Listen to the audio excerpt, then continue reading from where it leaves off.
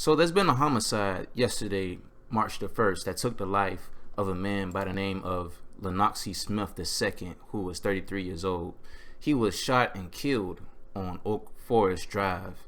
And Oak Forest Drive, that's on the Savannah's east side. It's kind of close to Savannah State University. But Oak Forest Drive, this location, this is actually some apartments that's out here on this location. More about this homicide: police actually responded around 4 a.m. in the morning and found Lenoxie Smith deceased at that location. And when the police arrived, there was no suspect at the time. So, of course, the suspect isn't going to be there. But also, what I want to say about this homicide, I'm going to actually show you the pictures of the man who was killed. Usually how I look at other people's Facebook pages, and you can kind of tell the lifestyle that, the person who died was in, like the type of lifestyle. Like some pictures that I look up of homicides that I've done before, like you can tell that somebody's obviously a gang member because of, gang slogans and what other people tag them in and saying, blood this. Sometimes you can tell if somebody is a drug dealer sometimes. But in this guy in particular, it didn't look like he was with any funny business. It didn't look like he was a part of that, life, and more so about it, this guy had a son. I was looking at his Facebook posts, and he had pictures of his son saying, with the little man.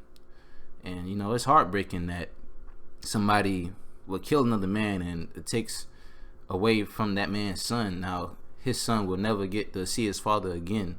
The next time he get to see his father is going to be in the casket. So, everybody that get shot in Savannah, there's a reason behind why people do get shot.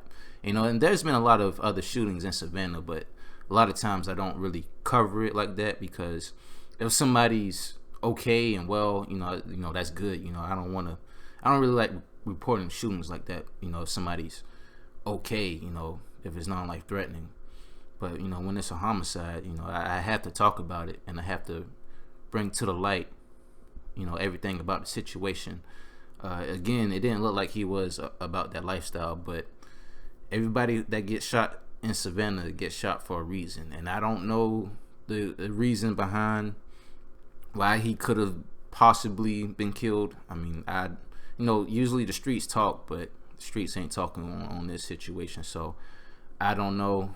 But I can just go by from what I see online and by how everybody else is talking about him. It seemed like he was a really cool dude. I haven't known him. I don't know him, but just the fact that he was killed and he had a son, that's just, there's no words behind that. I just want to say rest in peace to Lenoxie Smith II. And also, I'm just kind of doing this last minute. I just found his GoFundMe. I will put this in the link in the description box. If you guys and ladies want to donate to his GoFundMe, I will put that link in the description. The goal is at $8,000. So far, they have $935, and that was raised within 7 hours. So they're doing pretty good so far. So if y'all want to donate, this is a GoFundMe that I would actually donate to. I know there's a lot of bogus GoFundMes out there, but this is something I would really donate to. I don't know about if you guys would, but I'll just put this out there just in case if you want to. Now, in some other news, slightly better news, I reported about this in another video about the stage on Bay, where they were threatening to sue the city of Savannah for $6 million if they couldn't get their alcohol license. Now, this place actually has got their alcohol license. They have been approved by the Savannah City Council. They voted 7-2 in approval for their alcohol license. Now, this place, the stage on Bay, probably wouldn't even have a chance if they wasn't even threatening to sue the city of Savannah. To be honest with you.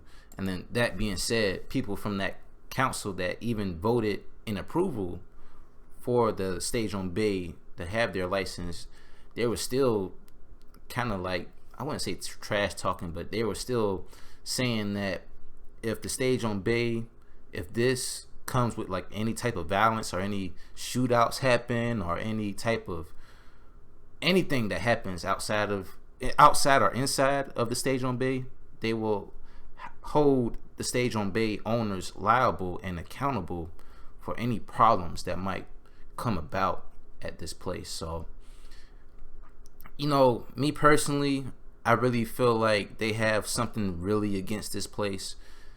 I mean, it's in West Savannah, and not only is it in West Savannah, but it's like right near that new apartment complex they just built. That was the old it was an old project building. I forgot the name of it, but it's like in that west side area. I mean, it's really right close to downtown, not far away from River Street. But I mean, me personally, I do feel like they have it out against this guy, this owner in particular, because I mean, this guy legally, he couldn't. If you've seen the video that I done about this before, like they legally couldn't say no to this guy. So I mean, it took for the city of Savannah to get threatened for $6 million for them to take any action. Now, I mean, the city of Savannah still has to pay. Don't get me wrong, they still have to pay, I believe, $146,000 in damages for not having this place open earlier.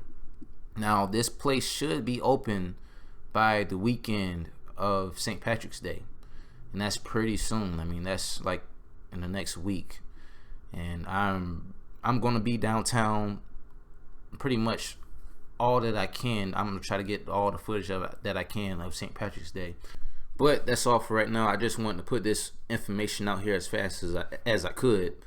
But just to double back about the 8th homicide of the year by the man by the name of Lenoxie Smith, there's just got to be a better way that we could handle situations that maybe that could turn into a homicide, but we can prevent it from being a homicide.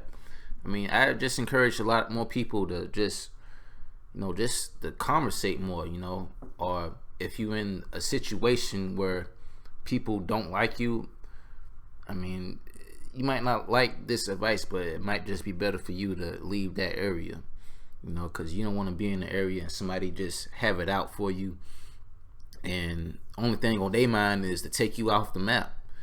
And a lot of people don't see it coming in Savannah. People don't think that is their time to leave this earth. But that's why you really gotta separate yourself from people that don't like you. I mean, I'm pretty sure that there's a 90% chance that the shooter knew the victim. There's a 90% chance of that. But I mean, I talk a little bit too much right now, but that's all for right now. It's Pac-Man Jones with Savannah Seaport News, and I'm out.